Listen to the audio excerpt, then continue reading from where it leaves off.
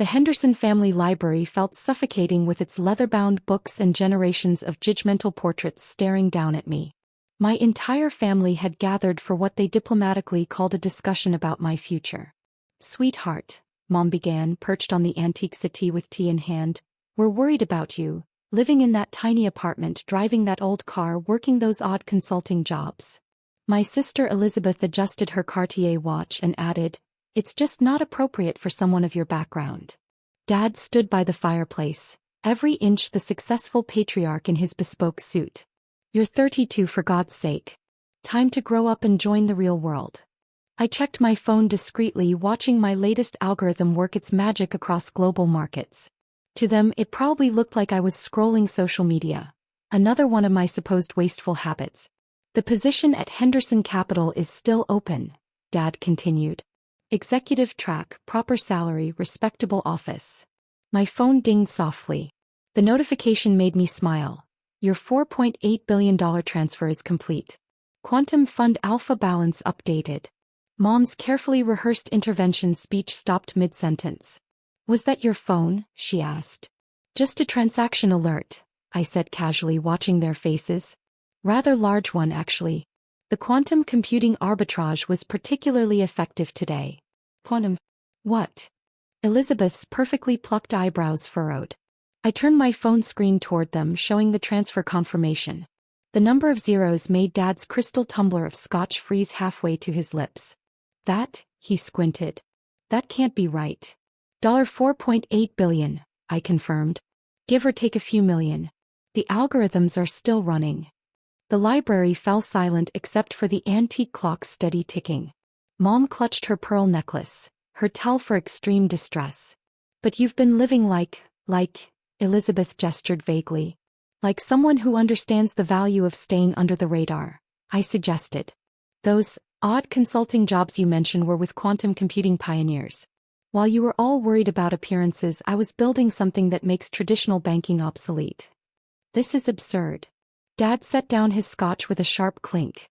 "No one makes that kind of money without the family name. Without your connections, without a corner office." I finished for him. "That's exactly how quantum finance works. Pure mathematics. Pure code. Pure innovation." I pulled up the real-time trading dashboard on my phone, projecting it onto the library wall. Billions flowing through quantum algorithms, AI systems predicting market shifts microseconds before they happened, patterns emerging from chaos.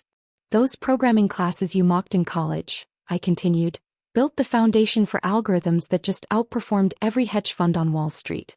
While you were maintaining country club memberships, I was revolutionizing financial mathematics." Elizabeth's manicured hand shook as she reached for her phone, probably checking her portfolio. "But the market regulations are based on classical computing limitations," she said weakly. "Exactly." I nodded. "Quantum systems operate in a different reality. Those wasteful years I spent studying theoretical physics just changed the rules of global finance." Mom stood up, her speech forgotten. "But your apartment, your lifestyle, is exactly why it worked," I explained. "While you were all focused on showing wealth, I was busy building it. Those embarrassing coding sessions in coffee shops were worth more than every designer suit in this house." My phone buzzed again. Another billion-dollar algorithmic trade executed flawlessly. "The trust fund Dad started?" I added, showing them the updated figures. "Pocket change. That money you thought I wasted on computer games? It built trading systems that make traditional investing look like counting beads." The library walls glowed with cascading data streams. Quantum algorithms processing more information in seconds than traditional banks managed in years. AI uncovering patterns humans couldn't comprehend. "Your sister's wedding next month," Mom said weakly. "When I said I couldn't afford a new suit," I smiled, "was when our quantum systems went live. Those long hours you thought I was avoiding family responsibilities? I was revolutionizing global finance. Amazing what you can accomplish when you're not worried about keeping up appearances." Dad's face had gone pale, his authority visibly crumbling. "The family legacy just got redefined," I said, standing. "While you were maintaining tradition, I was building the future. Those reckless strategies you dismissed just made your entire approach to wealth obsolete." My phone lit with another alert. A major hedge fund requesting access to our quantum platform, the same fund that rejected my internship application 5 years ago. I headed for the door. I have a video call with some quantum physicists in Tokyo. They're helping us push the algorithms further. At the threshold, I turned back one final time. Oh, and about that executive position at Henderson Capital. They looked up expectantly. You might want to update your technology first. Quantum finance doesn't run on last century's software. Or last century's thinking. The library door closed behind me, leaving them surrounded by symbols of old wealth that suddenly felt very small. Through the window, I caught one last glimpse of their shocked faces. The same ones that had smiled condescendingly at my supposed poor choices all these years. Sometimes the biggest fortunes grow in the smallest apartments. And sometimes the best revenge is letting them count the zeros they never saw coming. The next morning, the Henderson family breakfast tradition carried a distinctly different tone. Gone was the usual lecture about responsibility and appearances. Instead, an uncomfortable silence filled the mansion's formal dining room as they tried to process their new reality. The Financial Times, Dad said stiffly, his tablet trembling in his hands, has an interesting article about quantum trading algorithms. Finally caught up, have they? I replied, sipping my coffee while checking the overnight trading data. Another $2.3 billion in profits while they slept. Your system, Elizabeth ventured hesitantly, it's what crashed the Martinez fund last week. The algorithms detected their vulnerability, I nodded. 15 years of traditional trading strategies, undone by quantum mathematics in microseconds. Rather like your husband's hedge fund might be, if he keeps ignoring technological innovation. The dining room's antique walls now projected real-time data from our global operations. Quantum computers processing trades faster than human thought, AI predicting shifts before analysts even spotted the signals. But surely they, Mom began, can't regulate what they don't understand? I finished. Exactly. Those frameworks you trust were written for classical computing. Quantum finance operates on entirely different principles. My phone buzzed again. Excuse me, I said, glancing at the message. Our Asian quantum nodes just identified a new arbitrage pattern. The one Dad insisted was mathematically impossible at last year's Christmas dinner. The board of Henderson Capital, Dad started, voice strained, has requested an emergency meeting about accessing your platform. I pulled up the request along with dozens from other major institutions that once mocked my proposals. Funny how billions in profit changes perspectives. Elizabeth set down her silver fork, breakfast forgotten. But the risk management is beyond human capability, I said. I nodded at my own thought. Those financial models you studied in business school are like using an abacus to calculate rocket trajectories. While you were managing risk, we were redefining mathematics. The dining room screens flickered, showing another market shift. Our quantum systems had just reshaped global currency trading in the time it took to butter toast. Your brother Thomas, Mom said carefully, at Goldman Sachs, he just lost half his fund's value. Trying to compete with our algorithms, I confirmed. Those solid investment strategies he bragged about? Rendered obsolete by quantum computing last Tuesday. While he was playing golf with clients, our AI was rewriting trading rules. Dad's hands trembled as he reached for his coffee. The family investment portfolio would have crashed too, I added, pulling up the analysis, if I hadn't quietly shifted it to our quantum platform last month. Consider it a favor, for all those lectures about real investing. A new message flashed across the screen. My assistant, one of the brilliant physicists Dad had dismissed as just a programmer last year, reported, the Tokyo markets are opening. Our prediction models are showing significant arbitrage opportunities. Execute, I confirmed. Billions flowed through the systems my family once called a waste of time. And schedule that meeting with the SEC commissioners.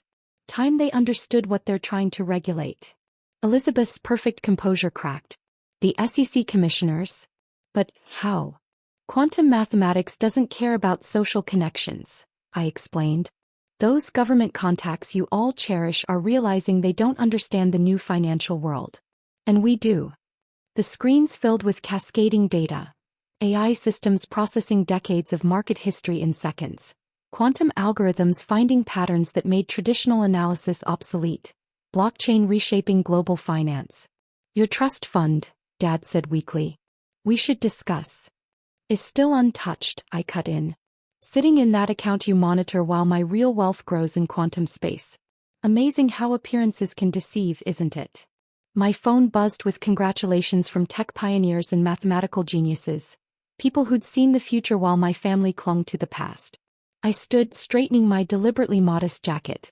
I have a quantum physics symposium to address. Not quite the same as your country club speeches, Dad. At the dining room door I turned back one final time. Oh, and about those poor life choices you were so worried about. They looked up, faces still struggling to adapt to their new reality. Sometimes choosing a different path isn't about being lost. It's about finding something so new the old maps are useless. The door closed behind me, leaving them at the breakfast table, surrounded by symbols of traditional wealth that quantum computing had just made obsolete. Through the window I caught one last glimpse of their faces. The same faces that had demanded this intervention about my life choices. Sometimes the biggest fortunes are built far from corner offices. And sometimes the best success is the kind that rewrites the rules while everyone else is still following them. A month later, the Henderson mansion had fallen eerily quiet. The lectures about appearances and responsibility were gone. Instead, my family members were quietly trying to understand the new financial world I had created. I found Dad in his study one evening, surrounded not by the Wall Street Journal, but by stacks of quantum mechanics textbooks. The wave function collapse in your trading algorithm, he said without looking up. I've been trying to understand it. The same principle I once called science fiction nonsense at your graduation. I smiled, sitting across from him. It's what allows us to process market data in multiple states simultaneously. The study screens displayed real-time quantum operations, billions in transactions flowing through mathematical spaces traditional finance couldn't comprehend. Your mother, Dad said quietly, found your old physics notebooks in the attic. From high school. The ones I told you to throw away and focus on practical subjects. I nodded. Those equations became the foundation of what we're doing now. Sometimes impractical dreams build the most practical futures. My phone buzzed with another alert. Our quantum systems had just identified a pattern that would reshape global trading by morning. Elizabeth enrolled in a programming course, Dad continued, almost whispering. And Thomas. I finished for him. Quit Goldman Sachs. I know. He's been sending me quantum computing questions at 3 a.m. Turns out investment bankers can learn new tricks when billions are on the line. The study's antique walls glowed with quantum data streams, a stark contrast to the oil portraits of Henderson patriarchs. Each pixel represented more wealth than our family had accumulated in generations. I found your college thesis, Mom said softly, entering with a worn folder. The one about quantum probability and market prediction. The one I said would never have any practical application. I smiled gently. It's now the core theory behind systems managing trillions in global assets. Sometimes the most theoretical ideas have the most practical impact. Another alert lit my phone. Our AI had just solved a financial problem mathematicians had struggled with for decades. Your sister's hedge fund husband, Dad began carefully, filed for access to your platform this morning. I nodded. Along with every other fund that mocked us last year.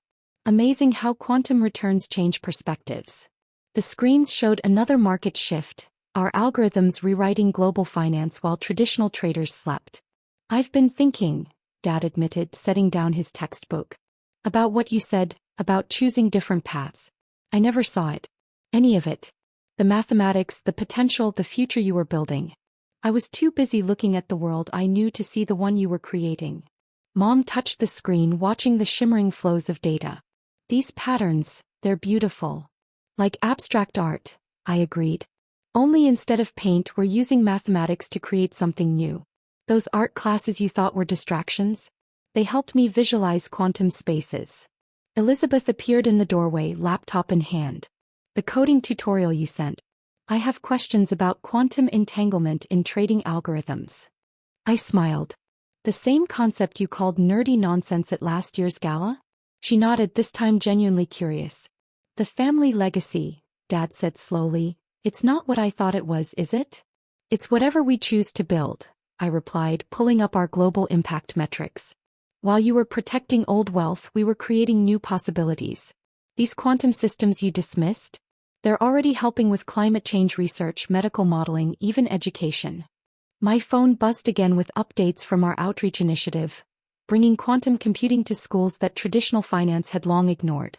There's still time, I told them, watching the markets transform in real time, to build something that matters.